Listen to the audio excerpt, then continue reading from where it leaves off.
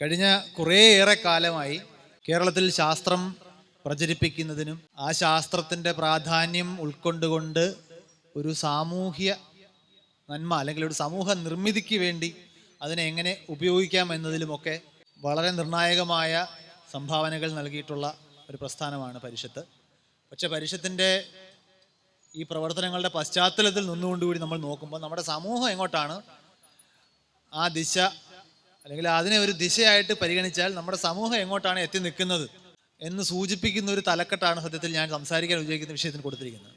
അത് നമ്മൾ ശാസ്ത്രബോധത്തെക്കുറിച്ച് നിരന്തരം സംസാരിച്ചു കൊണ്ടിരിക്കുന്നു.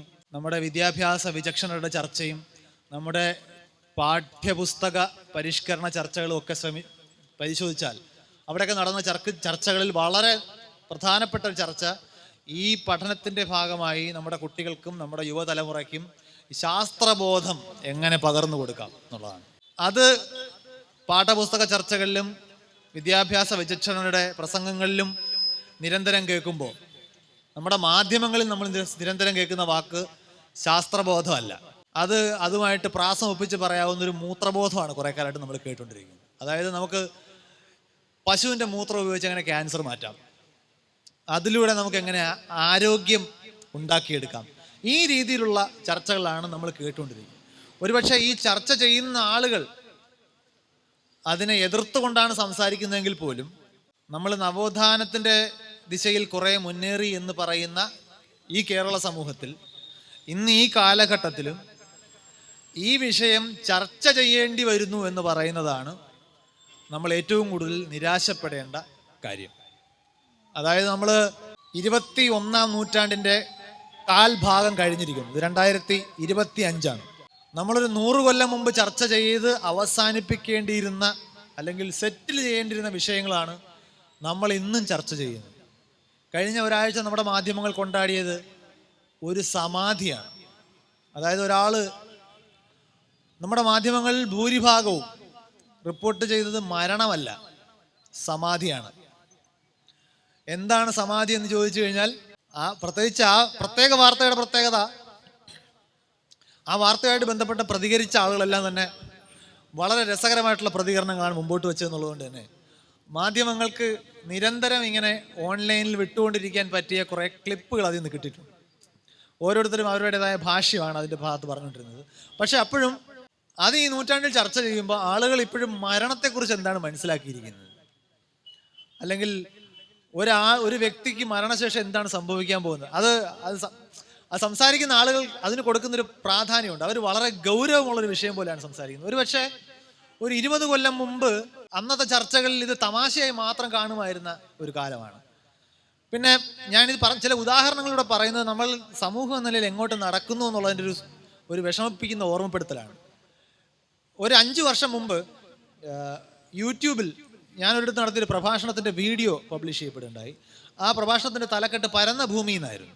അവിടെ ഞാൻ ഈ പറഞ്ഞ ശാസ്ത്രബോധത്തെക്കുറിച്ചാണ് സംസാരിച്ചത്. അപ്പോൾ അതിൽ ഈ ഭൂമിയുടെ രൂപം എന്താണ് എന്ന ചോദ്യത്തിന് സാധാരണ നമുക്ക് എല്ലാവർക്കും അറിയാവുന്ന ഉത്തരം ഭൂമി ഉരുണ്ടതാണ്, പരന്നതല്ല. അപ്പോൾ അങ്ങനെ ഒരു ചോദ്യം മുമ്പോട്ട് വെച്ചുകൊണ്ട് നിങ്ങൾ എന്തുകൊണ്ടാണ് ഭൂമി പരന്നതല്ല ഉരുണ്ടതാണ് എന്ന് പറയുന്നത് എന്ന ചോദ്യമാണ് ചർച്ച ചെയ്തത്. ഭൂമി ഉരുണ്ടതാണെന്നുള്ള കാര്യം സമ്മതിക്കുമ്പോഴും നമുക്ക് ഭൂമി ഉരുണ്ടതാണെന്ന് പറയാൻ നമ്മുടേതായ കാരണമുണ്ടോ? വേറൊരാൾ വന്ന് ഭൂമി പരന്നതാണ് എന്ന് പറഞ്ഞ് തർക്കിച്ചാൽ നിങ്ങൾക്ക് മറിച്ച് തെളിയിക്കാനുള്ള തെളിവുകളോ വാദങ്ങളോ നിങ്ങളുടെ കൈവശമുണ്ടോ? ഈ ഒരു ഉദാഹരണം വെച്ച് ശാസ്ത്രബോധത്തിന്റെ പ്രാധാന്യം പറയാനാണ് ശ്രമിച്ചത്. പക്ഷേ എന്നെ ചിരിപ്പിച്ച കുറെ കമന്റുകൾ ആ വീഡിയോയുടെ താഴെ വന്നു. അത് വേറൊന്നുമല്ല, ഇയാൾ ഈ പരന്ന ഭൂമിയെക്കുറിച്ച് പറയാന്ന് പറഞ്ഞിട്ട് ഇതുവരെ അതിനെക്കുറിച്ചൊന്നും പറഞ്ഞില്ലല്ലോ. അതായത് ചെമ്മീൻ സിനിമയിൽ ഒരു ഫ്രെയിമിൽ പോലും ചെമ്മീനെ കാണിക്കുന്നില്ല. അപ്പോൾ ഈ മനുഷ്യൻ ചെമ്മീൻ സിനിമ കാണാനിരുന്നത് ഈ ചെമ്മീനെ കാണാനാണ്. പക്ഷെ ചെമ്മീനെ ഒരു ഫ്രെയിമിലും കാണിക്കുന്നില്ല. സിനിമയുടെ പേര് ചെമ്മീൻ. പുള്ളി അതുപോലെയാണ്. അത് ഒരാളാണെങ്കിലും കുഴപ്പമില്ല, ഒരുപാട് പേര്. അപ്പം ഞാനൊരു ചെറിയൊരു ഓൺലൈൻ ഗവേഷണം നടത്തി. എന്താണ് ഈ കമന്റിന് പിന്നിൽ? അപ്പോഴാണ് മനസ്സിലായത് കേരളത്തിൽ ഭൂമി പരന്നാണെന്ന് വിശ്വസിക്കുന്ന ഒരുപാട് പേർ നിലവിലുണ്ട്. നമ്മൾ ആദ്യം വിചാരിക്കും അവർ നമ്മളെ കളിയാക്കുന്നതാണെന്ന്. അല്ല, അവർ ശരിക്കും ആത്മാർത്ഥമായിട്ട് പറയുന്നതാണ്. പിന്നെ ഇതിനകത്ത് നമ്മളെപ്പോഴും ഓർമ്മിക്കേണ്ട ഒരു കാര്യം, പക്ഷെ ഇവിടെ ഇരിക്കുന്ന എല്ലാവരും അല്ലെങ്കിൽ ഇത് കേൾക്കുന്ന എല്ലാവരും ഭൂമി ഉരുണ്ടതാണ് എന്ന കാര്യം അംഗീകരിക്കുന്നവരായിരിക്കും. ഭൂമി പരന്നാണെന്ന് വിശ്വസിക്കുന്ന ആൾ ശരിക്കും ഒരു വിഡ്ഢിയാണെന്ന് കരുതുന്ന ആളായിരിക്കാം. പക്ഷേ ഇത് ഒരാൾ വന്ന് നമ്മൾ തർക്കിക്കുകയാണ്, ഭൂമി പരന്നിട്ടാണ്. എന്നിട്ട് അയാൾ കുറേ വാദങ്ങളൊക്കെ മുമ്പോട്ട് വെക്കുകയാണ്, ഇന്ന കാരണങ്ങൾ കൊണ്ട് ഭൂമി പരന്നിട്ടാണ്. അപ്പോൾ നമ്മൾ എന്ത് പറഞ്ഞ അയാളെ മറിച്ച് ബോധ്യപ്പെടുത്തും. ഇനിയും ഡിസ്റ്റർബിംഗ് ആയിട്ടുള്ള വേറൊരു ചോദ്യം, ഇതൊരു 10 പേരൂടെ കൂടുതൽ പറഞ്ഞാൽ നാളെ നമ്മുടെ TV ചാനലിൽ ചിലപ്പോൾ വൈകുന്നേരം ഇത് ചർച്ചയ്ക്ക് എടുക്കും. ഭൂമി പരന്നതാണെന്ന് ഗവേഷകർ, അല്ലെങ്കിൽ ഭൂമി പരന്നതാണെന്ന് യുവാവിൻ്റെ പഠനം. ഇപ്പോൾ നമ്മളുടെ മീഡിയയിലൂടെ നമ്മളിലേക്ക് എത്തുന്ന വാർത്തകൾ പരിശോധിച്ചാൽ ഈ വാക്ക് ഇപ്പോൾ കുറേ നാളായിട്ട് ഇങ്ങനെ കയറി വരുന്നുണ്ട്. ആ വാക്ക് ഇതാണ്, പഠനം. മെനഞ്ഞാന്നൊരു വാർത്ത കണ്ടിരുന്നു, അതിൻ്റെ പേരിൽ ഒരുപാട് ട്രോളൊക്കെ. അതായത് 3 മക്കളിൽ നടുക്ക് ജനിച്ച ആളിന് ബുദ്ധി കൂടുതലായിരിക്കുമെന്ന് പഠനം. ഞാനിതിങ്ങനെ വായിച്ചു നോക്കിയിട്ട് ഈ പഠനം ആരാ നടത്തിയെന്ന് ഒരു പിടിയില്ല. പക്ഷേ വാർത്ത പഠനം. പിന്നെ ഇവിടെ ആരും ഇപ്പോൾ വെറുതെ മരിക്കുന്നില്ല, എല്ലാവർക്കും ദാരുണാന്ത്യമാണ് സംഭവിക്കുന്നത്. അപ്പോൾ വാർത്ത മുഴുവൻ നാടകമാണ്. അപ്പോൾ നമ്മൾ സിനിമകളെ കുറിച്ച് പറയാം, നമ്മൾ സിനിമയിലാണല്ലോ നാടകീയത അനുവദിച്ചു കൊടുക്കുന്നത്. പക്ഷേ നമ്മുടെ സിനിമയൊക്കെ നോക്കിക്കഴിഞ്ഞാൽ സിനിമ കൂടുതൽ റിയലിസ്റ്റിക് ആവുന്നു എന്നാണ് പരാതി. പണ്ടത്തെ പോലെ ആട്ടവും പാട്ട് അങ്ങനെയൊന്നുമില്ല, പാട്ടുകൾ പോലും ഇല്ല. പിന്നല്ലേ പഴയ ഡാൻസും ഗ്രൂപ്പ് ഡാൻസ് അതെല്ലാം പോയി സിനിമ ഭയങ്കര റിയലിസ്റ്റിക് ആയി. പക്ഷേ റിയൽ ലൈഫിൽ നടക്കുന്ന കല്യാണ വീഡിയോകൾ നോക്കിക്കഴിഞ്ഞാൽ അതിനകത്ത് സ്ക്രിപ്റ്റ് എഴുതുന്നു, പാട്ട് കമ്പോസ് ചെയ്യുന്നു, മറ്റേ കിണറ്റിൽ ഇറങ്ങി ഷൂട്ട് ചെയ്യുന്നു, വള്ളത്തിൽ നിന്നുകൊണ്ട്, മറ്റേ ഉരുളിയിൽ കിടന്നുകൊണ്ട്, അങ്ങനെ ജീവിതം വൻ ഡ്രാമയായി മാറിക്കൊണ്ടിരിക്കുന്നു. അപ്പോൾ വാർത്തകൾ നോക്കിക്കഴിഞ്ഞാൽ ഇതുപോലെയാണ്, മുഴുവൻ കുറേ വാക്കുകൾ ഇങ്ങനെ തള്ളിക്കറി വരുന്നു. നമുക്കറിയാം, പിന്നെ ഈ നേരത്തെ പറഞ്ഞതല്ലേ എല്ലാവർക്കും ദാരുണാന്ത്യമാണ്. 90 വയസ്സായ വൃദ്ധൻ ദാരുണാന്ത്യം, എല്ലാ വാർത്തയുടെയും കീഴെ. അപ്പോൾ നമ്മൾ ഈ വാർത്ത പുഷ് ചെയ്യാനുള്ളൊരു ധൃതിക്കിടയിൽ ചുറ്റും നടക്കുന്ന കാര്യങ്ങൾ എന്താണ്, അതിൻ്റെ പിന്നിലുള്ള വസ്തുത എന്താണ്, ഇങ്ങനെയൊക്കെ അന്വേഷിക്കാനൊന്നും നമ്മൾ മെനക്കെടാതായി. കാരണം നമുക്ക് എത്രയും കൂടുതൽ ആൾക്കാരെ വായിപ്പിക്കണം.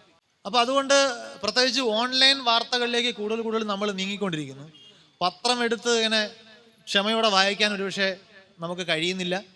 അപ്പോൾ അതുകൊണ്ട് അത് മാത്രമല്ല, എളുപ്പമാണല്ലോ, പത്രം വരുന്നതുവരെ കാത്തിരിക്കേണ്ട, വാർത്തകൾ അപ്പം തന്നെ മീഡിയയിലൂടെ വരുന്നു. പക്ഷേ ഇന്നത്തെ ഒരു ട്രെൻഡ് എന്ന് പറഞ്ഞാൽ 2 പേര് തമ്മിലുള്ള തർക്കത്തിനിടയിൽ ഒരാൾ മഴ പെയ്യുന്നു എന്ന് പറയുകയും വേറൊരാൾ വെയിലാണെന്ന് പറയുകയും ചെയ്യുമ്പോൾ ഇത് 2 വാർത്തയായിട്ട് മാറുന്നൊരു കാലമാണ് നമ്മുടെ. അതായത് ഇതും ഇപ്പോൾ മഴ പെയ്യുന്നുവെന്ന് ഇന്നയാൾ, 5 മിനിറ്റ് കഴിയുമ്പോഴത്തേക്ക് എന്നാൽ വെയിലാണെന്ന് ഇന്നയാൾ. എന്നാൽ ഈ പത്രം മാധ്യമത്തിൽ പ്രവർത്തിക്കുന്നവർക്ക് ജനൽ തുറന്ന് നോക്കിയിട്ട് ഇത് മഴയാണോ വെയിലാണോ നോക്കിയിട്ട് ആ വാർത്തയും റിപ്പോർട്ട് ചെയ്യുക ഇല്ല, അത് രണ്ടും 2 വാർത്തയാണ്.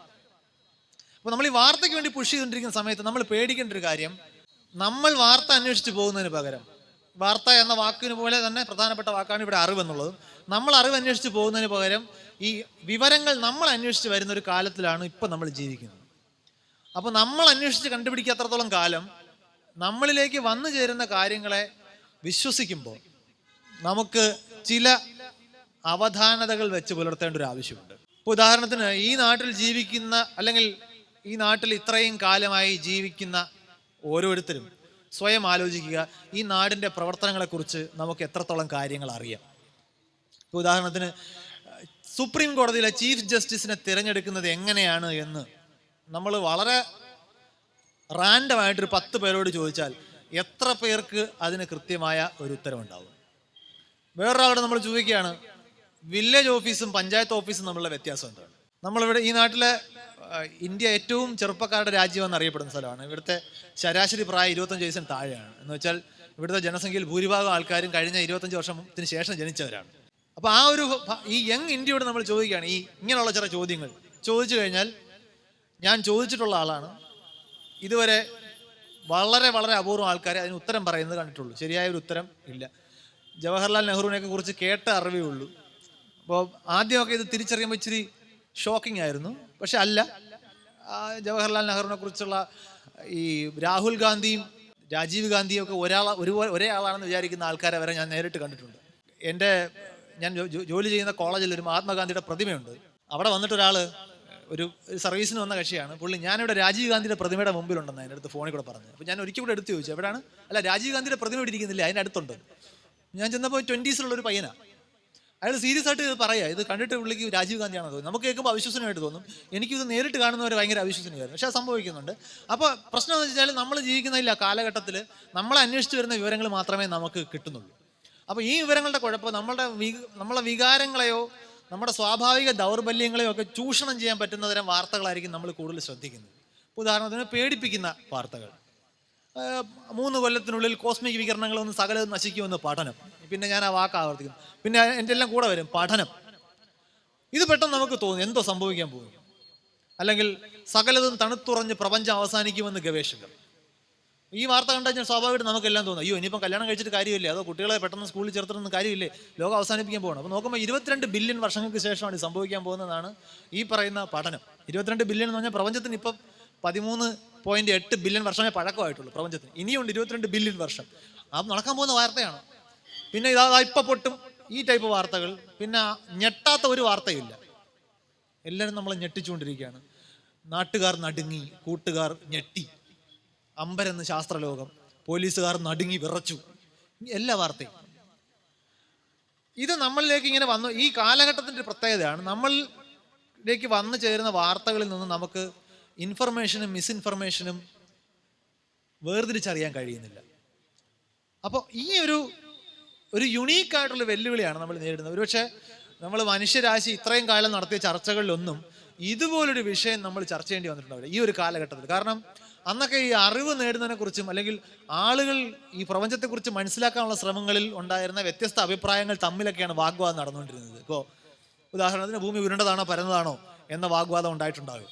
അല്ലെങ്കിൽ പ്രപഞ്ചത്തിലെ ഈ കാണുന്ന സാധനങ്ങളൊക്കെ എന്തുകൊണ്ടാണ് ഉണ്ടാക്കിയിരിക്കുന്നത്, അത് ചതുർഭൂതമാണോ പഞ്ചഭൂതമാണോ, ഇങ്ങനെയൊക്കെയുള്ള ചർച്ചകൾ നടന്നുണ്ട്. ഇതൊരു ആലോചനയുടെ, അറിവ് ഉണ്ടാക്കാനുള്ള വ്യഗ്രതയുടെയൊക്കെ ഫലമായിരുന്നു.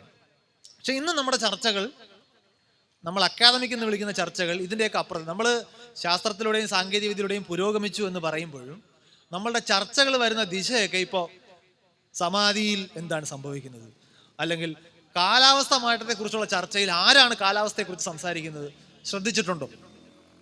എത്ര കാലാവസ്ഥ വിദഗ്ധരെ നമുക്കറിയാം. കാലാവസ്ഥ മാറ്റത്തെക്കുറിച്ച് അല്ലെങ്കിൽ നമ്മുടെ കാലാവസ്ഥ മാറ്റത്തെക്കുറിച്ചൊരു ചർച്ച നമ്മൾ പ്രതീക്ഷിക്കേണ്ട. എന്തെങ്കിലും ഒരു പ്രകൃതി ദുരന്തവുമായി ബന്ധപ്പെട്ട് ആരെങ്കിലും ഒരാൾ കാലാവസ്ഥയിലേക്ക് വിരൽ ചൂണ്ടുമ്പോഴായിരിക്കും ചർച്ചയിൽ എപ്പോഴെങ്കിലും കാലാവസ്ഥയെക്കുറിച്ച് പറയേണ്ട ആവശ്യം വരുന്നത്. അപ്പോൾ ആരാണ് കാലാവസ്ഥ മാറ്റത്തെക്കുറിച്ച് ചർച്ച ചെയ്യാൻ വരുന്നത് നോക്കിക്കഴിഞ്ഞാൽ ആ ആൾ തന്നെയായിരിക്കും തൊട്ട് മുമ്പത്തെ ആഴ്ച വേറെന്തെങ്കിലും ഒരു കാര്യം ചർച്ച ചെയ്യാൻ വന്നത്. ഇതുമായിട്ടൊരു ബന്ധമില്ലാത്തൊരു വിഷയമായിരിക്കും. നമുക്ക് കൂടുതലും വിദഗ്ധരില്ല, എല്ലാവരും നിരീക്ഷകരാണ്. വിമാന അപകടം ചർച്ച ചെയ്യുമ്പോൾ വിമാന നിരീക്ഷകർ, പശുക്കളെക്കുറിച്ച് ചർച്ച ചെയ്യുമ്പോഴത്തേക്കും ഗോ നിരീക്ഷകർ, എല്ലാം നമ്മൾ നിരീക്ഷണത്തിൻ്റെ കാലത്താണ് ജീവിക്കുന്നത്. നമ്മൾ നേരിട്ടുകൊണ്ടിരിക്കുന്ന അപജയം എന്ന് പറയുന്നത്, നമുക്ക് ഈ നാട്ടിൽ ഇത്രയധികം ഉന്നത വിദ്യാഭ്യാസ സ്ഥാപനങ്ങളും ഉന്നത വിദ്യാഭ്യാസം നേടിയ ആളുകളും ഉണ്ടായിട്ടും നമ്മളൊരു പ്രത്യേക പ്രശ്നം ചർച്ച ചെയ്യുമ്പോൾ ആ വിഷയത്തിൽ വൈദഗ്ധ്യമുള്ള ആളുകളെ നമ്മൾ ഈ ചർച്ചയിൽ കാണുന്നില്ല. ചർച്ച നയിക്കുന്നവരവരാണെന്ന് നമുക്ക് തോന്നുന്നില്ല. എല്ലാ വിഷയവും ഒരു കൂട്ടം കോമൺ ചർച്ചക്കാരാണ് ചർച്ച ചെയ്യുന്നത്. അപ്പോൾ നമ്മൾ എന്തിനാണ് ഇത്രയധികം വിദഗ്ധരെ ഉണ്ടാക്കി വിടുന്നത്? അല്ലെങ്കിൽ ഈ വിദഗ്ധർ എന്നിട്ട് അതേസമയം നമുക്ക് പാരലായിട്ട് വേറൊരു കരച്ചിലൂടെ ഉണ്ട്, നമ്മുടെ യുവതലമുറ പുറത്തേക്ക് പോകുന്നു. ഇതെല്ലാം കൂടെ കൂട്ടിക്കുഴച്ച് നമ്മളിപ്പോൾ സംസാരിക്കേണ്ട കാര്യമില്ല. ഞാൻ പോയിന്റ് ചെയ്യാൻ പോകുന്ന പ്രശ്നം ഒന്ന് മാത്രമാണ്. അതായത് നമ്മൾ ഇവിടെ വിദ്യാഭ്യാസത്തിന് കുറവില്ല. ഇത്രയധികം ആളുകൾ ഉന്നത വിദ്യാഭ്യാസം ചെയ്യുന്ന മറ്റൊരു നാടുണ്ടോ എന്ന് സംശയമാണ്. കാരണം ഒരു കോളേജ് വിദ്യാഭ്യാസം, ഉന്നത വിദ്യാഭ്യാസം എന്ന് പറയുമ്പോൾ ഒരു വിഷയത്തിൽ ആഴത്തിൽ പഠിക്കാൻ താല്പര്യമുള്ള, ഗൗരവകരമായിട്ടുള്ള താല്പര്യമുള്ള മനുഷ്യരാണ് അതിൽ ഉന്നത വിദ്യാഭ്യാസത്തിന് പോവുക. ഇതാണ് ഉന്നത വിദ്യാഭ്യാസത്തെക്കുറിച്ച് സംസാരിക്കുമ്പോഴുള്ള ബേസിക് അസംഷൻ. അതിലൊരു ഗവേഷണ ബിരുദം എടുക്കാൻ ശ്രമിക്കുക എന്ന് പറയുന്നത് ആ വിഷയത്തിൽ അത്രയും താല്പര്യം ഉണ്ടാവണം, അല്ലാതെ ആരും അതിന് പോകില്ല. പക്ഷേ നമ്മുടെ സാമൂഹിക സാഹചര്യങ്ങൾ അനുസരിച്ചിട്ട് നമ്മൾ ഉന്നത വിദ്യാഭ്യാസത്തിന് പോകുന്നത് ആ പർപ്പസിലല്ല. അതായത് ഞാനൊരു ഉന്നത വിദ്യാഭ്യാസ രംഗത്ത് നിൽക്കുന്ന ഒരു അധ്യാപകനായതുകൊണ്ട് തന്നെ, ഞാൻ ഫിസിക്സ് അധ്യാപകനാണെങ്കിൽ എൻ്റെ മുമ്പിൽ ഫിസിക്സ് പഠിക്കാൻ എന്ന് കരുതി വരുന്ന 50 വിദ്യാർത്ഥികളുണ്ടെങ്കിൽ അവരിൽ 45 പേർക്കും ഫിസിക്സ് പഠിക്കണം എന്നൊരു താല്പര്യമേ ഇല്ല. അത് പൊതുവെ ടിപ്പിക്കൽ ടീച്ചർമാരാണെങ്കിൽ കുട്ടികളെ കുറ്റം പറഞ്ഞത് അവസാനിപ്പിക്കും. പിള്ളേർ ഒരു താല്പര്യമില്ലാതെ വന്നിരിക്കുന്നു. പക്ഷെ ഞാൻ അതിനൊരു സാമൂഹ്യ പ്രശ്നമായിട്ടാണ് കാണുന്നത്. ഒരു വിഷയത്തിൽ ഉന്നത വിദ്യാഭ്യാസം ചെയ്യാൻ ആ വിഷയത്തിൽ ഒരു താല്പര്യമില്ലാത്ത ആൾക്കാർ വരുന്നു. ആ വിഷയത്തിൽ ഒരു താല്പര്യമില്ലാത്തവർ ചിലപ്പോൾ പഠിപ്പിക്കാനും പോകുന്നു. ആ ഒരു സാഹചര്യത്തിൽ നമ്മുടെ വിദ്യാഭ്യാസം കൊണ്ട് ഈ സമൂഹത്തിന് എന്തെങ്കിലും ഗുണം നമ്മൾ പ്രതീക്ഷിക്കുന്നുണ്ടെങ്കിലാണ് നമുക്ക് എന്തോ കുഴപ്പമുണ്ടെന്ന് നമ്മൾ വിചാരിക്കേണ്ടത്. കാരണം അങ്ങനെ ഒരു സാഹചര്യത്തിൽ നിന്നുകൊണ്ട് ആ വിദ്യാഭ്യാസം ഒരു നാടിന് ഗുണം ചെയ്യാൻ പോകുന്നില്ല.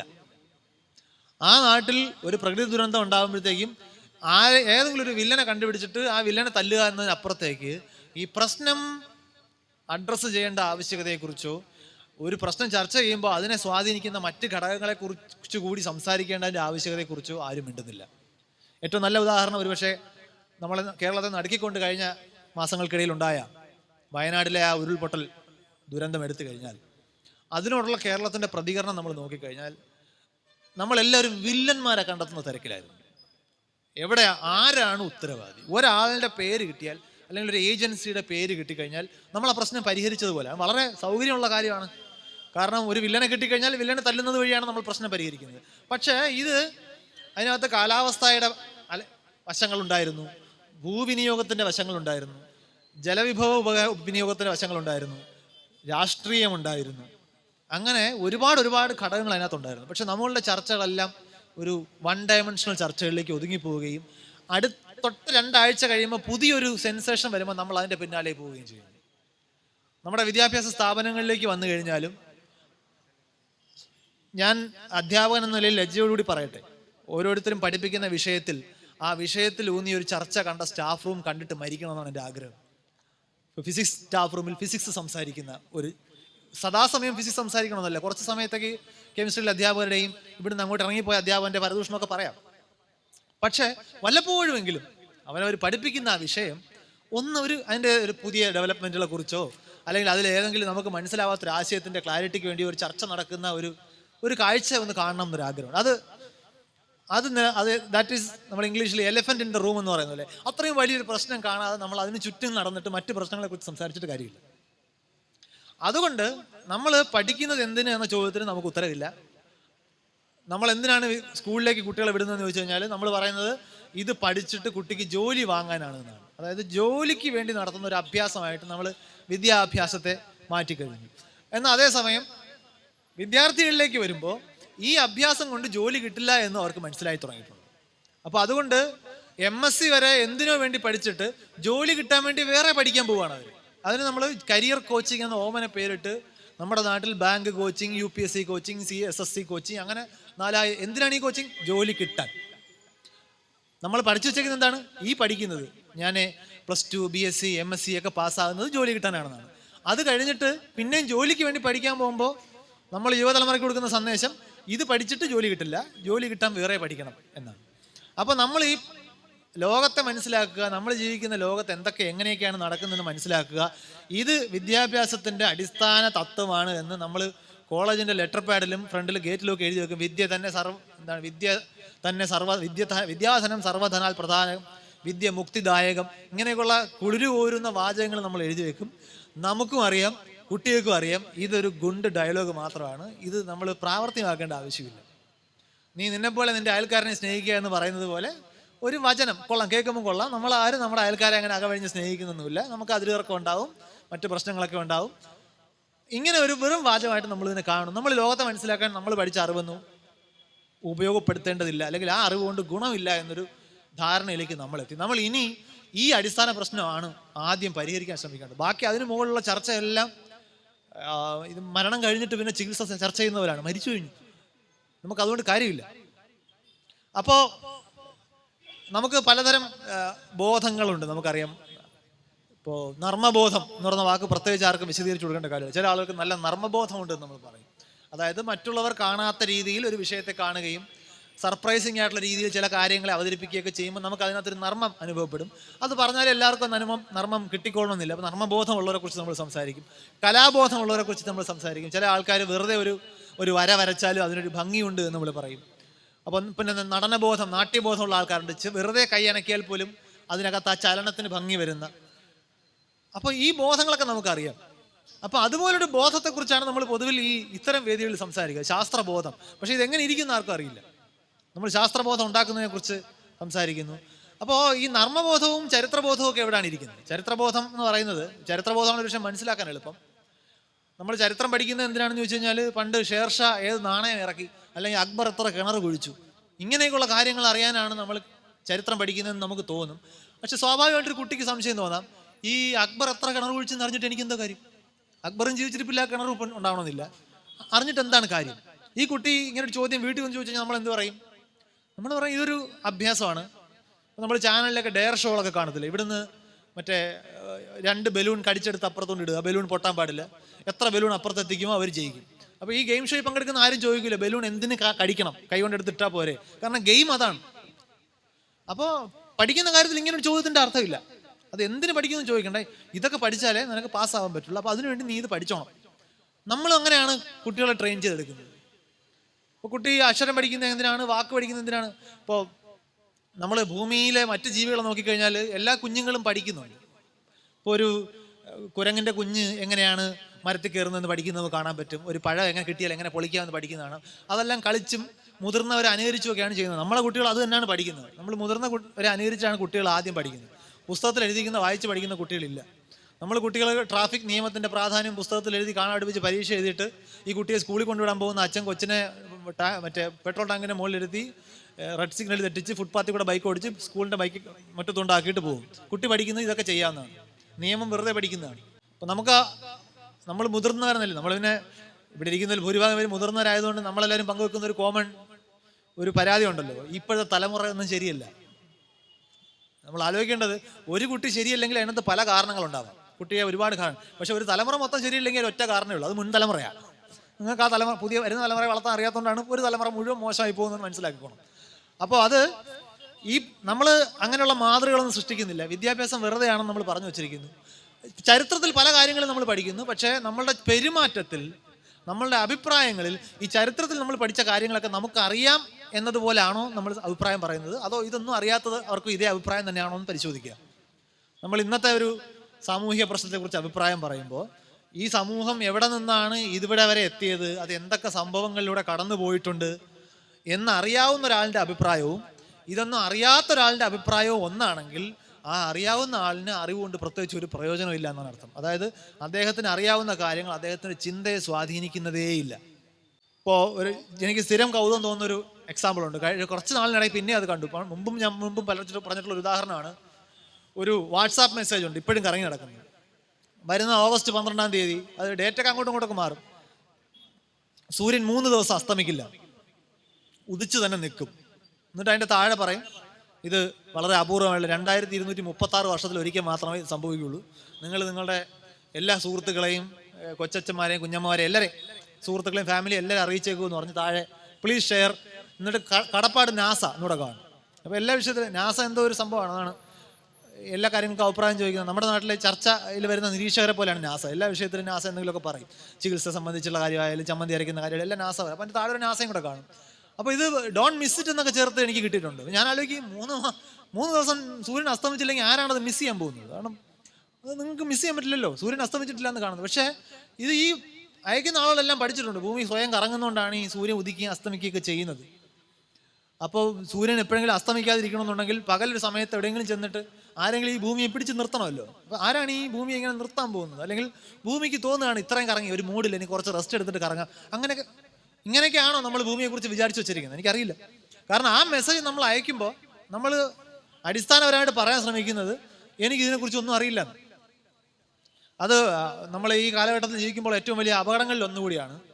ഒരുപക്ഷെ ഈ സോഷ്യൽ മീഡിയയ്ക്ക് ഇത്ര ആകുന്നതിന് മുമ്പ് നമുക്ക് നമ്മുടെ വിവരക്കേടുകളെക്കുറിച്ച് സേഫായിട്ട് കൊണ്ടു നടക്കാമായിരുന്നു. കാരണം ഇപ്പോൾ എനിക്ക് ഒരു കാര്യത്തിൽ അറിവില്ല എന്നുണ്ടെങ്കിൽ ആരും അറിയത്തില്ല. ഞാൻ എന്ത് വിചാരിച്ചാലും വേറെ ആരെങ്കിലും നമ്മളിപ്പോൾ നമുക്ക് പരിചയമുള്ള ആൾക്കാരുടെ അടുത്തോ ഒക്കെ നമ്മൾ സംസാരിക്കുമ്പോൾ നമ്മൾ എന്ത് വിഷയങ്ങളാണ് സംസാരിക്കാൻ സാധ്യത? നമ്മൾ കോമൺ ആയിട്ടുള്ള ആളുകളെ കുറിച്ചിട്ടുള്ള കഥകളോ എന്തെങ്കിലുമൊക്കെ പരദൂഷണങ്ങളോ പൊതുവായിട്ട് അറിയാവുന്ന സെലിബ്രിറ്റീസിനെ കുറിച്ചിട്ടുള്ള എന്തെങ്കിലും ന്യൂസോ എന്തെങ്കിലും രാഷ്ട്രീയ വികാസങ്ങളൊക്കെ മാക്സിമം അത്രയൊക്കെ പറയും. അല്ലെങ്കിൽ നാളെ മഴ പെയ്യോ, ഇന്ന് മഴയാണല്ലോ, ചൂടാണല്ലോ, കാലാവസ്ഥ, ഇതൊക്കെയാണ് നമ്മൾ സംസാരിക്കാൻ പോകുന്നത്. അല്ലാതെ ആരാണ് മരണ വീട്ടിൽ വെച്ച് പരസ്പരം കാണുമ്പോഴത്തേക്കും ക്വാണ്ടം കമ്പ്യൂട്ടിങ്ങിനെ കുറിച്ച് സംസാരിക്കാൻ പോകുന്നത്? അങ്ങനെ ചർച്ചയില്ല. അപ്പോൾ അതുകൊണ്ട് തന്നെ ഇപ്പോൾ പ്രകൃതിയിലെ ഫിസിക്സിനെ കുറിച്ചോ കെമിസ്ട്രിയെ കുറിച്ചോ ഒക്കെ ഞാൻ കൊണ്ടു നടക്കുന്ന അബദ്ധ ധാരണകളൊന്നും സാധാരണ പണ്ട് ആരും അറിയില്ലായിരുന്നു. പക്ഷെ ഇപ്പം അങ്ങനെയല്ല. ഇപ്പം നമ്മൾ വാട്സാപ്പിൽ ഷെയർ ചെയ്ത് എല്ലാവരും അറിയിക്കും, ഞാൻ ഇതാണ് കേട്ടോ ഇതിനെക്കുറിച്ച് മനസ്സിലാക്കി വെച്ചേക്കുന്നത്. എന്നിട്ട് നമ്മൾ എല്ലാ ഗ്രൂപ്പിലും ഇടും, നമ്മളങ്ങനെ ആഘോഷിക്കും. അപ്പോൾ നമ്മൾ ഇന്ന് ഒരു വാക്കുണ്ടല്ലോ, കേശവൻ മാമൻ എന്നാണ് ആ വാക്ക് വിളിക്കുന്നത്. ഇങ്ങനെ അറിയാത്ത കാര്യങ്ങളെക്കുറിച്ച് എല്ലായിടത്തും വാട്സാപ്പിലൂടെ പ്രചരിപ്പിക്കുന്ന ആൾ. അപ്പോൾ നമ്മളെല്ലാവരും ഈ ഒരു റിസ്കിലും കൂടിയാണ് ജീവിക്കുന്നത്. അപ്പോൾ ചെയ്യാവുന്നൊരു സേഫ്റ്റി എന്ന് പറയുന്നത് നമുക്കറിയാത്ത വിഷയങ്ങളെക്കുറിച്ച് നമ്മൾ ഷെയർ ചെയ്യാനും ലൈക്ക് ചെയ്യാനും പോകാതിരിക്കുക. പക്ഷേ നമ്മളുടെ ഉള്ളിൽ നിന്ന് നമ്മുടെ ജനിതകം നമുക്കെതിരെ പ്രവർത്തിക്കും. കാരണം നമുക്ക് കേൾക്കാൻ കൗതുകമുള്ളതും കേൾക്കുമ്പോൾ സുഖം തോന്നുമായിട്ടുള്ള കാര്യങ്ങൾ നമ്മൾ വിശ്വസിക്കാനുള്ള സാധ്യത കൂടുതലാണ്.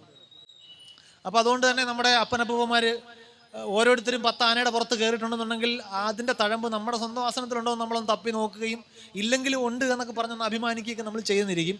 അതിനെയൊക്കെ പതിയെ ഇളക്കി വിടുന്ന തരം വാർത്തകളാണ് നമ്മളിപ്പോൾ കേൾക്കുന്നത്. അവിടെയാണ് നമ്മുടെ ശാസ്ത്രബോധം അതായത് ക്വസ്റ്റ്യൻ ചെയ്യപ്പെടുന്നത്. കാരണം ശാസ്ത്രം പഠിച്ച ആളുകളുടെ ചിന്തയും പഠിക്കാത്ത ആളുകളുടെ ചിന്തയും ഒരുപോലെ വർക്ക് ചെയ്യുന്നതാണ് ഇവിടെ കാണുന്നത്. അതിൽ നിന്ന് ഒറ്റ അർത്ഥമേ മനസ്സിലാക്കാനുള്ളൂ, പഠിച്ചത് കൊണ്ട് ചിന്തയിൽ ഒരു മാറ്റവും വന്നിട്ടില്ല. അപ്പോൾ പഠിച്ച കാര്യം കൊണ്ട് ചിന്തയിൽ മാറ്റം വന്നാൽ, ആ മാറ്റം വന്നിട്ടുണ്ടെന്നുണ്ടെങ്കിൽ ഒരാൾ 3 ദിവസം സൂര്യൻ അസ്തമിക്കാതെ നിൽക്കുമെന്ന് പറയുമ്പോൾ സ്വാഭാവികമായി ഉള്ളിൽ ചോദ്യങ്ങൾ വരും. സൂര്യൻ അസ്തമിക്കാതെ നിൽക്കണമെന്നുണ്ടെങ്കിൽ ഭൂമി കറങ്ങാതിരിക്കണമല്ലോ. ഭൂമി എങ്ങനെയാണ് കറങ്ങാതെ നിൽക്കാൻ പോകുന്നത്? ആരാണ് ഈ കറക്കത്തെ നിർത്താൻ പോകുന്നത്? ഈ തരം ചോദ്യങ്ങൾ ഉള്ളിലേക്ക് വരണം. അത് വരുന്നില്ല. എന്തുകൊണ്ടെന്നാൽ ഇങ്ങനെ ചിന്തിക്കപ്പെടേണ്ട വിഷയങ്ങളാണ് എന്ന് കരുതിയല്ല നമ്മളിതൊന്നും പഠിച്ചിട്ടുള്ളത്. അത് നമ്മൾ ഓർത്തു വെക്കുന്നു, മറന്നു പോകുന്നു. നമ്മുടെ വിദ്യാർത്ഥികളിലേക്ക് നോക്കൂ, അവരാരും അവരുടെ വിഷയത്തെ ഗൗരവത്തോടെ അല്ല കാണുന്നത്, അല്ലെങ്കിൽ അവരതിനൊരു പേടി സ്വപ്നമായിട്ടാണ് കാണുന്നത്. നമ്മൾ വളരെയധികം അക്കാഡമിക്കലി ബ്രില്യൻ്റ് ആയിട്ടുള്ള പേരെടുത്ത സ്ഥാപനങ്ങളിൽ ചെന്ന് കഴിഞ്ഞാൽ അങ്ങനെയല്ല. കാരണം ഞാനൊരു എക്സ്പീരിയൻസ് പറയാം. ഞാൻ പഠിപ്പിക്കുന്ന വിദ്യാർത്ഥികളെയും കൊണ്ട് ഒരു പ്രീമിയർ സയൻറ്റിഫിക് ഇൻസ്റ്റിറ്റ്യൂഷനിലേക്ക് ഒരു ചെറിയ യാത്ര പോയി. അപ്പോൾ അവിടെ ക്യാൻറ്റീനിലിരുന്നാണ് ഇവർ ഭക്ഷണം കഴിക്കുന്നത്. അപ്പോൾ ആ ക്യാൻറ്റീനിൽ ആ സ്ഥാപനത്തിലുള്ള വിദ്യാർത്ഥികളും ഉണ്ട് ഭക്ഷണം കഴിക്കാൻ. അപ്പോൾ ഒരു കുട്ടി ഭയങ്കര അത്ഭുതപ്പെട്ട് എന്നെ വന്നിങ്ങനെ തോണ്ടി വിളിച്ചിട്ട്, സാർ ഇവിടെ ഇരിക്കുന്ന കുട്ടികൾ ഫിസിക്സ് സംസാരിക്കുന്നു. അതായത് കുട്ടികൾ ക്യാൻറ്റീനിൽ ഇരുന്ന് കഴിഞ്ഞാൽ നമ്മുടെയൊക്കെ ക്യാമ്പസുകളിൽ ഇങ്ങനെ കുട്ടികൾ രണ്ടുപേരും ആരെങ്കിലും ഒരാൾ ഫിസിക്സ് പറഞ്ഞാൽ ഒന്ന് മിണ്ടാതിരിയുടെ ഇവിടെങ്കിലും ഇതൊന്ന് സമാധാനം തരുമെന്നാണ് ചോദിക്കുക. കാരണം ഇത് ക്ലാസ്സിൽ ഇത് കേട്ട് വെറുത്ത സാധനമാണ്. അപ്പോഴുണ്ട് ക്യാൻറ്റീനിൽ ഒരാൾ ഇത് പൊക്കിക്കൊണ്ട് ആരും സംസാരിക്കില്ല. അപ്പോൾ ഈ കുട്ടിക്ക് സഹിക്കാൻ പറ്റുന്നില്ല. ഇത് ഭയങ്കര വണ്ടറാണ്. കാരണം ക്യാൻറ്റീനിലിരിക്കുന്ന 3-4 കുട്ടികൾ പരസ്പരം ഫിസിക്സ് സംസാരിക്കും. ഞാൻ പറഞ്ഞ് പഠിക്കുന്ന പിള്ളേർ പൊതുവേ ഇങ്ങനെയാണ്. ഈ വിഷയം ഇഷ്ടപ്പെടുന്ന ആൾക്കാരാണ് ഇവിടെ പഠിക്കാൻ വരുന്നത്. അവർ ഈ വിഷയമൊക്കെ സംസാരിക്കും. നിങ്ങൾ സിനിമ സംസാരിക്കുന്നത് പോലെ തന്നെയാണ് അവർ സംസാരിക്കുന്നത് എന്ന് പറഞ്ഞു. അപ്പോൾ അങ്ങനെ ഒരു വണ്ടർ എലമെൻറ്റ് ഇതിനകത്തുണ്ട്. നമ്മളെ വിഷയത്തിൽ ഞാൻ നേരത്തെ പറഞ്ഞല്ലോ, സ്റ്റാഫ് റൂമിൻ്റെ കാര്യം ഞാൻ ആവർത്തിക്കുന്നില്ല. ഇതെല്ലായിടത്തും ബാധകമാണ്, കുട്ടികളുടെ മാത്രമല്ല. ജനറലി നമ്മൾ ആ വിഷയത്തെ നമ്മൾ അങ്ങനെ കാണുന്നുള്ളൂ. നമ്മൾ വിദ്യാഭ്യാസം കൊണ്ട് ശാസ്ത്രത്തെക്കുറിച്ച് കുറേ ഇൻഫർമേഷൻ എടുത്ത് കാണാതെ പഠിച്ച് പരീക്ഷയ്ക്ക് പ്രിപ്പേർഡ് ഉത്തരം എഴുതി ശീലിച്ചവരാണ്. കുട്ടി ചിന്തിക്കുന്നില്ല. പഠിച്ച അറിവ് എവിടെയെങ്കിലും പ്രയോഗിക്കേണ്ടി വരുന്നില്ല. പഠിച്ച അറിവ് പ്രയോഗിക്കേണ്ടി വരുന്ന ഒരു ചോദ്യം ഒരു പബ്ലിക് എക്സാമിനേഷന് ആരെങ്കിലും ചോദിച്ചിട്ടുണ്ടെങ്കിൽ പെട്ടെന്ന് പത്രത്തിൽ വാർത്ത വരും, കുട്ടികളെ വലച്ച് ഫിസിക്സ് എക്സാം. ഇത് പത്രത്തിലെ വലിയ വാർത്തയായിരിക്കും. ആ ചോദ്യം ഇട്ട അധ്യാപകൻ മേലാൽ അങ്ങനെ ഒരു ചോദ്യം ഇടില്ല എന്ന് നമ്മൾ ഉറപ്പിക്കും. എന്താണ് അത്? കുട്ടികളെ വലക്കുകയാണ്. കാരണം കുട്ടി ചിന്തിക്കാൻ പറഞ്ഞു. വലിയ പാഠമാണ് നമ്മൾ ചെയ്യുന്നത്. അറിയുന്ന കാര്യങ്ങൾ പ്രയോഗിക്കാൻ പറഞ്ഞു, അതില്ല. അപ്പോൾ അതുകൊണ്ട് നമ്മൾ അടിസ്ഥാനപരമായ കാര്യങ്ങളിൽ തന്നെ മിസ്റ്റേക്ക് വരുത്തും. നമ്മൾ ഈ കാലങ്ങൾ കൊണ്ട് പഠിച്ചെടുത്ത കാര്യങ്ങളിൽ തിരുത്തലുകൾ വരുത്തേണ്ടതുണ്ട്. ഉന്നത വിദ്യാഭ്യാസം എന്താണെന്ന് ചോദിച്ചു കഴിഞ്ഞാൽ നമ്മളിപ്പോഴും വിചാരിക്കുന്നത് കുറച്ചുകൂടി വലിയ പുസ്തകം പഠിക്കുന്ന ഉന്നത വിദ്യാഭ്യാസം, ചെറിയ പുസ്തകം പഠിക്കുന്നത് ചെറിയ സ്കൂൾ വിദ്യാഭ്യാസം എന്നാണ്. അടിസ്ഥാനപരമായ ഉന്നത വിദ്യാഭ്യാസം അതല്ല. ചെറിയ പുസ്തകത്തിൽ നിങ്ങൾ പഠിച്ച കാര്യങ്ങളെ ആഴത്തിൽ പഠിക്കുകയും അതിൽ പലതും പോരാതെ വരുന്നു എന്ന് മനസ്സിലാക്കി തിരുത്തുകയും ചെയ്യുകയാണ് ഉന്നത വിദ്യാഭ്യാസത്തിൻ്റെ ലക്ഷ്യം. പക്ഷെ നമ്മൾ എത്ര വർഷം വരെ പഠിച്ചാലും പണ്ട് പഠിച്ച ഒരൊറ്റ കാര്യവും നമുക്ക് തിരുത്തേണ്ടി വരാറില്ല. കാരണം അതൊന്നും അങ്ങനെയല്ല നമ്മൾ വിചാരിച്ച് വെച്ചേക്കുന്നത്. അത് മനുഷ്യരാശി എന്ന നിലയിൽ നോക്കിയാലാണ്. അപ്പോൾ നമ്മൾ നാട്ടിൽ പറയാറുണ്ടല്ലോ, ജലദോഷം വരുമ്പോൾ നീരിറങ്ങിയതാന്ന് പറയും, കേട്ടിട്ടുണ്ടാവുമല്ലോ. എന്താണ് ഈ നീരിറക്കം? ഞാനിപ്പോഴും പഠിപ്പിക്കുമ്പോൾ കുട്ടികളുടെ അടുത്ത് ചോദിക്കുന്ന ചോദ്യങ്ങളെന്താണ്, എങ്ങനെയാണ് ഈ നീരിറങ്ങുന്നത്? സാർ മഴ നനയുമ്പോൾ ജലദോഷം വരും. ഓക്കെ, എല്ലാവർക്കും മഴ നനയുമ്പോൾ ജലദോഷം വരാറുണ്ടോ? അത് എല്ലാവർക്കും വരാറില്ല. അപ്പോൾ എല്ലാവർക്കും നീരിറങ്ങാറില്ല. എങ്ങനെയാണ് ഈ നീരിറങ്ങുന്നത്? അത് നമ്മൾ നനയുമ്പോൾ അത് ഈ നീരിറക്കവും അതിനെ തുടർന്ന് വരുന്ന ജലദോഷവും നമുക്ക് ഒരു സിമ്പിൾ ലോജിക്കൽ നോക്കിയാൽ ഭയങ്കര ലോജിക്കലായിട്ടൊരു കണക്ഷൻ അതിനകത്ത് കാണാം. അതായത് ഞാൻ ഇന്ന് മഴ നനയുന്നു, നാളെ രാവിലെ എനിക്ക് ജലദോഷത്തിൻ്റെ ലക്ഷണങ്ങൾ വരികയും മൂക്കിൽ നിന്നും വെള്ളം വരികയും ചെയ്യുന്നു. അപ്പോൾ തലേന്ന് വെള്ളം ഇവിടെ വന്ന് എനിക്ക് ഓർമ്മയുണ്ട്, ഇന്ന് ഇതുവഴി വരുന്നതും കാണാം. അപ്പോൾ ഇവിടെ നിന്ന് ഇറങ്ങി മൂക്കിക്കൂടെ വരുന്നുണ്ട്, നീരിറക്കമാണ്. പക്ഷെ അങ്ങനെ നമ്മുടെ സ്കിന്നിലൂടെ, നമ്മുടെ ത്വക്കിലൂടെ വെള്ളത്തിന് ഇറങ്ങാൻ പറ്റുമായിരുന്നുണ്ടെങ്കിൽ നമ്മളെ നീന്തൽ വിദഗ്ധർ, പ്രത്യേകിച്ച് ഈ പനാമ കനാലൊക്കെ കുറുകെയൊക്കെ നീന്താൻ പോകുന്ന വിദഗ്ധരെല്ലാം അകത്ത് വെള്ളം കയറി മരിക്കണം. കാരണം അത്രയും നേരം വെള്ളത്തിൽ കിടക്കുകയല്ലേ. പക്ഷെ വെള്ളം അകത്തോട്ട് കയറുന്നില്ല. അപ്പോൾ എന്താ കാര്യം? അത് നമ്മൾ സ്കൂളിൽ പഠിക്കുന്നുണ്ട്. നമ്മുടെ ത്വക്ക് വെള്ളത്തിന് ഇംപെർമിയബിൾ ആണ്, വെള്ളം സ്കിന്നിലൂടെ കയറില്ല, അത് ഓപ്പണിങ്ങിലൂടെ. അപ്പോൾ ഈ വരുന്ന വെള്ളം എന്താണ്? അത് നിങ്ങളുടെ ശരീരം പുറപ്പെടുവിക്കുന്നതാണ്. നിങ്ങളുടെ ശരീരത്തിലേക്ക് എന്തോ അന്യവസ്തു, അപകടം ഉണ്ടാക്കാൻ സാധ്യതയുള്ളൊരു വസ്തു കയറി എന്ന് തിരിച്ചറിഞ്ഞ് അതിനോടുള്ള ഒരു പ്രതികരണം എന്ന നിലയിൽ ആ സാധനത്തിനെ പുറത്തേക്ക് കളയാൻ വേണ്ടി ശരീരം പ്രയോഗിക്കുന്ന ഒരു ടെക്നിക്കാണ് മ്യൂക്കസ് എന്ന് പറയുന്ന ദ്രാവകം ഉണ്ടാക്കി അതിനെ ഒലിപ്പിച്ച് കളയാന്ന് പറഞ്ഞത്. അത് തലേന്ന് ഇറങ്ങിയ വെള്ളമല്ല. ഈ തലേന്നിറങ്ങിയ വെള്ളമായിട്ടുണ്ടാകാൻ സാധ്യതയുള്ള ഒരേ ഒരു കണക്ഷൻ, നിങ്ങൾ എവിടെ നിന്നോ കുറച്ച് രോഗാണുക്കളെ കളക്ട് ചെയ്തിട്ടുണ്ട്.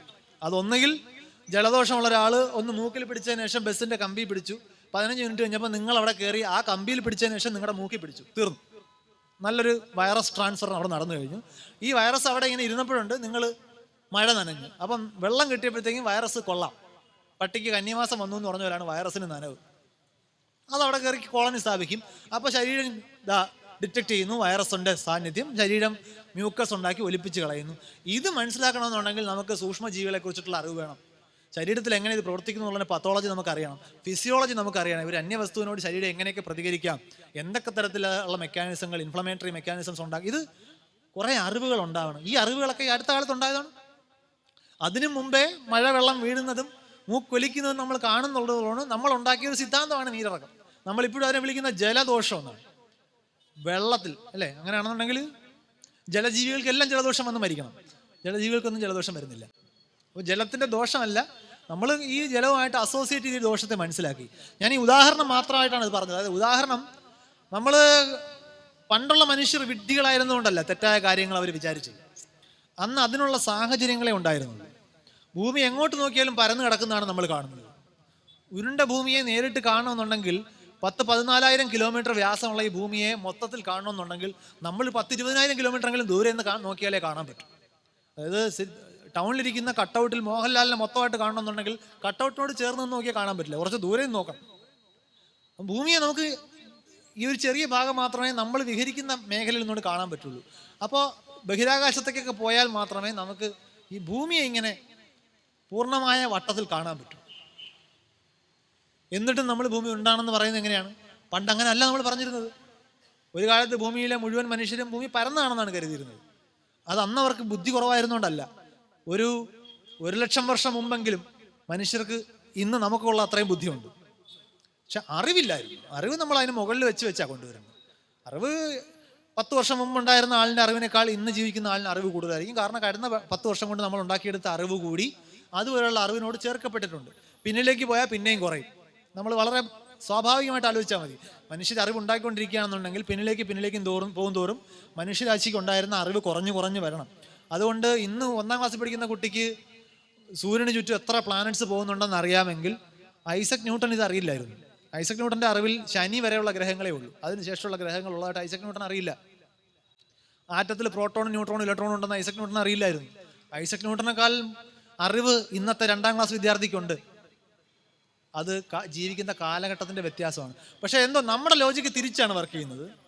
എന്നെക്കാളും അറിവ് എൻ്റെ അച്ഛനുണ്ട്, അച്ഛനേക്കാളും അറിവ് അപ്പോൾ സ്വാഭാവികമായിട്ട് അച്ഛൻ്റെ അച്ഛനുണ്ട്, അതിനേക്കാളും അറിവ് അച്ഛൻ്റെ അച്ഛനുണ്ട്. അങ്ങനെയാണെന്നുണ്ടെങ്കിൽ ഒരു 100 കൊല്ലം മുമ്പ് ജീവിച്ചിരുന്ന അപ്പൂപ്പനായിരിക്കും അറിവിൻ്റെ സകലം തികഞ്ഞ ആൾ. നമ്മളിങ്ങനെയാണ് മനസ്സിലാക്കുന്നത്. ഈ ലോജിക്ക് തൊട്ട് നമ്മൾ വിദ്യാഭ്യാസത്തെ തെറ്റായിട്ട് മനസ്സിലാക്കിയിട്ട് നമ്മൾ മാതാപിതാ ഗുരു ദൈവം എന്നാണ് വിളിക്കുന്നത്. നമ്മൾ ഗുരുക്കന്മാരെ കണ്ട് ശീലിച്ചിട്ടുള്ള അധ്യാപകരെ കണ്ട് ശീലിച്ചിട്ടില്ല. ഗുരുക്കന്മാർക്ക് തെറ്റ് പറ്റില്ല. അപ്പോൾ ഉത്തരം അറിയാതിരിക്കുന്നത് കുറച്ചിലാണെന്ന് കരുതുന്ന ഗുരുക്കന്മാർ തെറ്റ് പറഞ്ഞു ചോദ്യത്തെ അഡ്രസ്സ് ചെയ്യും. കുട്ടി ഗുരുവാണല്ലോ എന്ന് കരുതി ഇത് തെറ്റ് പറയില്ല എന്ന വിശ്വാസത്തിൽ കുട്ടി അത് വിശ്വസിക്കുകയും ചെയ്യും.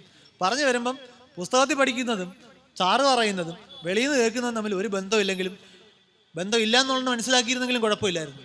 അത് ഓക്കെ ആണെന്ന് മനസ്സിലാക്കുന്നു, ബന്ധത്തിൻ്റെ ആവശ്യമില്ല എന്ന് മനസ്സിലാക്കുന്നു.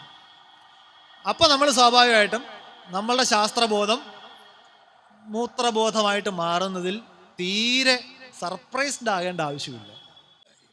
മനുഷ്യരുൾപ്പെടെയുള്ള ഏത് മൃഗം എടുത്തു കഴിഞ്ഞാലും അതിൻ്റെ ശരീരപ്രവർത്തനങ്ങളുടെ അടിസ്ഥാന ഭാഗങ്ങളിൽ ഒന്ന് ശരീരത്തിൽ ആവശ്യം കഴിഞ്ഞതിന് ശേഷം ബാക്കി വരുന്ന വസ്തുക്കളെ പുറത്ത് കളയുക എന്നുള്ളതാണ്. ശരീരത്തിന് ആവശ്യമായിട്ടുള്ള വിഭവങ്ങളെ അകത്തേക്ക് എടുക്കുക, അതിൽ നിന്നും ഊർജമുണ്ടാക്കുക, ശരീരം ജീവൻ നിലനിർത്തിക്കൊണ്ടു പോവുക, പുതിയ തലമുറ ഉണ്ടാക്കുക. ഇതിനൊക്കെ കഴിഞ്ഞിട്ട് ശരീരത്തിൻ്റെ ആവശ്യം കഴിഞ്ഞിട്ടുള്ള സാധനം അത് താപോർജ്ജം ആയിക്കൊള്ളട്ടെ, എന്തെങ്കിലും വസ്തു ആയിക്കൊള്ളട്ടെ, പുറത്തേക്ക് കളയുക. എല്ലാ ജീവികളിലും ഇത് കാണാൻ പറ്റും. ഒരു ചെറിയ അമീബ എടുത്തു കഴിഞ്ഞാൽ അത് വെള്ളത്തിൽ നിന്നും അതിനാവശ്യമായിട്ടുള്ള രാസവസ്തുക്കൾ അകത്തേക്ക് എടുക്കും, ബാക്കി വരുന്ന അതിൻ്റെ ശരീരപ്രവർത്തനം കഴിഞ്ഞുള്ള സംഗതികൾ പുറത്തേക്ക് വിടും. അത് തന്നെ എല്ലാ ജീവികളും ചെയ്യുന്നുണ്ട്, മനുഷ്യരും പശുക്കളും ഒക്കെ ചെയ്യുന്നുണ്ട്. ഈ പുറത്തേക്ക് പോകുന്ന സാധനത്തിൽ ഒരുപാട് ഐറ്റംസ് ഉണ്ടാവും. ഉദാഹരണത്തിന് നമ്മുടെ ചർച്ചാ വിഷയമായിട്ടുള്ള മൂത്രം, അതിലെന്തൊക്കെ ഉണ്ടാവും? അതിൽ ഒരുപാട് ഭൂരിഭാഗവും വെള്ളമാണ്. ശരീരത്തിൽ ആവശ്യമായ കഴിഞ്ഞതിന് ശേഷം വെള്ളം.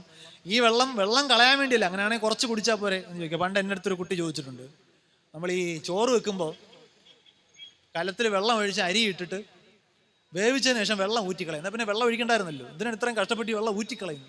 ആദ്യമേ ഒഴിക്കാതിരുന്നാൽ പോരെ. അപ്പോൾ അതുപോലെ പിന്നെ വെള്ളം കുടിക്കുന്ന കുറച്ചാൽ പോരെ, പിന്നെ മൂത്രം ഒഴിക്കുന്ന ഒഴിവാക്കാമല്ലോ. വെറുതെ അത്രയും എന്തോരം ബുദ്ധിമുട്ടുകളാണ് ബസ്സിലൊക്കെ ഇരിക്കുമ്പോൾ മൂത്രം ഒഴിക്കാൻ പറ്റിക്കഴിഞ്ഞു. പക്ഷെ അതല്ല, ഈ ലിക്വിഡ് ഉപയോഗിച്ചാൽ ലിക്വിഡ് ഫോമിലാണെങ്കിൽ മാത്രമേ ഫിൽട്ടർ ചെയ്യാൻ പറ്റുള്ളൂ. ആവശ്യമില്ലാത്ത സാധനങ്ങൾ അവിടുന്ന് മാറ്റാം. അപ്പോൾ അതുകൊണ്ട് ശരീരത്തിലെ ഈ ട്രാൻസ്പോർട്ട് മുഴുവൻ നടക്കുന്ന ഫ്ലൂയിഡാണ്. ഇത് അടിസ്ഥാന ശരീരശാസ്ത്രമാണ്. അതിൽ നിന്ന് ബാക്കി വരുന്ന യൂറിയ, ഇങ്ങനെയുള്ള ഐറ്റംസ് എല്ലാം കൂടെയാണ് മൂത്രം വഴി പുറത്തേക്ക് വിടുന്നത്. അതിനകത്ത് യൂറിയയും യൂറിക് ആസിഡും ഒക്കെ ഉണ്ട്. ഇതിന് ഇച്ചിരി ഒരു പ്രശ്നമുണ്ട്, ഇതിൽ സൂക്ഷ്മജീവിയൊക്കെ വളരാൻ പറ്റില്ല. അങ്ങനെ ഒരു പ്രത്യേകത ഉള്ളതുകൊണ്ടാണ് അത് ശരീരത്തിൽ നിന്ന് പുറത്തേക്ക് കളയുന്നത്. അപ്പോൾ അതുകൊണ്ട് ഇത് ബാക്ടീരിയയിൽ ഒഴിച്ചാൽ ചത്തുപോകും. ഇതും ശരിയാണ്. പക്ഷെ അതിൻ്റെ അർത്ഥം പനി വരുമ്പോൾ എന്നാൽ പിന്നെ ബാക്ടീരിയക്ക് ചികിത്സയായിട്ട് മൂത്രവും കുടിച്ച് കളയാം. ഇങ്ങനെയാണ് നമ്മൾ മനസ്സിലാക്കുന്നത്. ഈ ലോജിക്കാണ് നമ്മൾ, അല്ലെങ്കിൽ ഇത്തരം ലോജിക്കുകളാണ് നമ്മൾ പുനഃപരിശോധിക്കേണ്ടത്. നമ്മൾ ഒറ്റ നോട്ടത്തിൽ കാണുന്ന പോലെയുള്ള കാര്യങ്ങൾ നടക്കുന്നത്. ഈ വാർത്തകളിൽ കാണുന്ന പഠനം എന്ന് പറയുന്നത് നമ്മൾ ഓരോരുത്തരും അന്വേഷിക്കുക. ഈ വാർത്തകളുടെ പഠനം കോട്ട് ചെയ്ത് നമ്മൾ പറയുന്നിടത്ത് നമ്മൾ ചോദിക്കുക, ഈ പഠനം എങ്ങനെ നടത്തിയെന്നാണ് നിങ്ങൾ വിചാരിക്കുന്നത്? അതായത് നിങ്ങളൊരു കാര്യം നോക്കി മനസ്സിലാക്കുക. ഉദാഹരണത്തിന് നമ്മുടെ ട്രാഫിക് സിഗ്നലൊക്കെ നോക്കിക്കഴിഞ്ഞാൽ, നമ്മൾ കാർ ഓടിച്ചു വരുന്ന ഒരാൾ, അയാൾക്ക് ലെഫ്റ്റിലേക്ക് 4 കൂടിയ ജംഗ്ഷനാണ്, ലെഫ്റ്റിലേക്കും പോകേണ്ട റൈറ്റിലേക്കും പോകേണ്ട, നേരെയാണ് പോകേണ്ടത്. അദ്ദേഹം ഇതെങ്ങനെയാണ് മറ്റുള്ളവരെ അറിയിക്കുന്നത്? നമ്മുടെ നാട്ടിൽ ഒരുപാട് പേര് അറിയിക്കുന്നത് ഹസാർഡ് ലാമ്പ് ഓൺ ചെയ്തിട്ടാണ്. ലെഫ്റ്റ് ഇൻഡിക്കേറ്ററും പോരാ, റൈറ്റ് ഇൻഡിക്കേറ്ററും പോരല്ലോ, നേരെയാണല്ലോ പോകുന്നത്. അപ്പോൾ അതുകൊണ്ട് രണ്ടും കത്തട്ടെ. ഈ ഹസാർഡ് ലാമ്പിൻ്റെ സ്വിച്ച് കാറിൽ ഡാഷ്ബോർഡിൽ മറ്റ് സ്വിച്ചുകളിൽ നിന്ന് മാറ്റിയാണ് വെച്ചേക്കുന്നത്.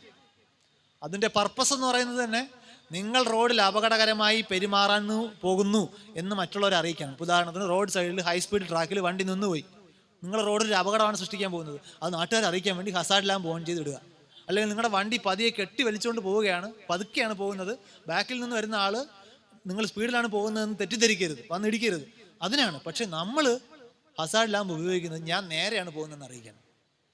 അതായത് ഞാനിവിടെ ഹസാർഡ് ലാമ്പ് ഓൺ ചെയ്തിട്ട് നേരെ പോകാൻ നിൽക്കുമ്പോൾ ഇവിടെ നിൽക്കുന്ന കാറുകാരൻ വിചാരിക്കും ഞാൻ അങ്ങോട്ടാണ് തിരിയേണ്ടത്, അവിടെ നിൽക്കുന്ന കാറുകാരൻ വിചാരിക്കും ഞാൻ അങ്ങോട്ടാണ് തിരിയേണ്ടത്. ഇത് രണ്ടും കത്തുന്നുണ്ടല്ലോ. ഈ ഉദാഹരണം എന്തിനാ പറഞ്ഞതെന്ന് വെച്ചാൽ, നമ്മൾ കണ്ടാണ് നമ്മൾ ഊഹിച്ച് പഠിക്കുക. നമ്മൾ ഇന്ന് വരെ ഒരു വണ്ടിയുടെ യൂസർ മാനുവലിലോ ട്രാഫിക് റൂൾസോ വായിച്ചിട്ടില്ല. അതിൽ പറഞ്ഞിട്ടുണ്ട് എന്തിനാണ് ഹസാർഡ് ലാമ്പ് ഉപയോഗിക്കുന്നത്. നമുക്കങ്ങനെ വായിച്ച് പഠിച്ച് ശീലമില്ല. അതൊക്കെ എന്താണ് കുട്ടികളുടെ ഭാഷ പറഞ്ഞാൽ അതൊക്കെ ഇച്ഛിച്ചാണ്, അങ്ങനെയൊന്നും ചെയ്യാൻ പാടില്ല. നമ്മളിങ്ങനെ നോക്കുമ്പോൾ നമുക്ക് തോന്നുന്ന കാര്യങ്ങളാണ്. ഈ തെറ്റ് 10,000 വർഷം വരുത്തിയതിനു ശേഷമാണ് നമ്മൾ തെളിവുകളുടെ അടിസ്ഥാനത്തിൽ പഠിക്കേണ്ട ആവശ്യകത തിരിച്ചറിഞ്ഞത്. അത് 100-400 കൊല്ലം മുമ്പാണ്. അതിനെ നമ്മൾ ഇന്ന് വിളിക്കുന്നത് ഒറിജിൻ ഓഫ് സയന്റിഫിക് റെവല്യൂഷൻ ആണ്, ശാസ്ത്ര വിപ്ലവത്തിന്റെ തുടക്കം. അത് കഴിഞ്ഞിട്ട് 10-450 കൊല്ലമായി നമ്മളിപ്പോഴും വിപ്ലവം തുടങ്ങിയിട്ടില്ല. അതായത് ഘോഷയാത്ര അവിടുന്ന് പുറപ്പെട്ടു എന്ന് മാത്രം നമ്മൾ വെയിറ്റ് ചെയ്യുക, ഘോഷയാത്ര ഇപ്പോൾ വരും. ഇല്ല, നമ്മളും കൂടെ ചേർന്ന് തുടങ്ങേണ്ട. അവിടെ നമ്മൾ സ്റ്റക്കായി നിൽക്കുന്നു, നമ്മൾ കണ്ടുപഠിക്കുന്ന ലോജിക്കിൽ പെട്ടുപോകുന്നു. ഈ പഠനം എന്ന് പറയുന്നത് ചെന്ന് മനസ്സിലാക്കി നമുക്ക് ആവശ്യമായിട്ടുള്ള തെളിവുകൾ ശേഖരിച്ചതിന് ശേഷം മനസ്സിലാക്കി എടുക്കേണ്ടതാണ്. അല്ലാതെ നമ്മൾ വെറുതെ വായി തോന്നുന്ന പറയാനാണെന്നുണ്ടെങ്കിൽ, ഈ വേറൊരു ഉദാഹരണത്തിന് പറയാറുണ്ട്, മറ്റേ ക്യാൻസർ അറിയാമല്ലോ. നമ്മുടെ നാട്ടിൽ ഇപ്പോഴത്തെ ഒരു പ്രത്യേകത എന്ന് കഴിഞ്ഞാൽ ലോകത്ത് എന്ത് സാധനം കഴിച്ചാലും ക്യാൻസർ വരും. അതാരെങ്കിലും പറയുന്നുണ്ടാവും, ഇത് കഴിക്കരുത്, അത് കഴിക്കരുത്, അത് ക്യാൻസറാണ്.